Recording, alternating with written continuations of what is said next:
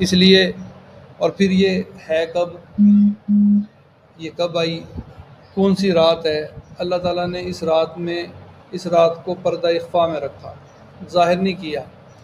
نبی علیہ الصلوۃ والسلام ایک دفعہ حجرہ مبارک سے تشریف لائے تو کچھ صحابہ آپس میں کسی بات پر گویا ایک بحث کی شکل بن گئی تھی، یعنی ایک تو ہوتا ہے عام گفتگو، بحث کی شکل بن گئی۔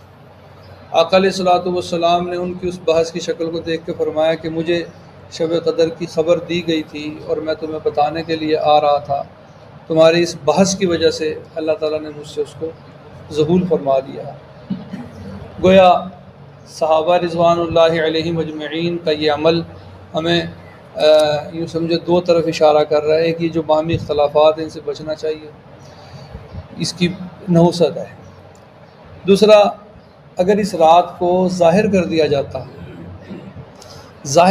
جاتا تو پھر یہ ہوتا کہ لوگ باقی دنوں میں تو بالکل وہ ہو جاتے، لاپرواہ ہو جاتے، غافل ہو جاتے، پھر صرف اسی ایک رات کو مخصوص کر لیتے جو شریعت کے مزاج کے خلاف تھا۔ شریعت کا مزاج کیا ہے؟ مجاہدہ، تلاش، کوشش، جد و جہد، شریعت کا مزاج یہ ہے۔ اس لیے اللہ تعالیٰ نے اس کو پردہ اخفا میں رکھا، چھپا کے رکھا کہ اس کو تلاش کرو،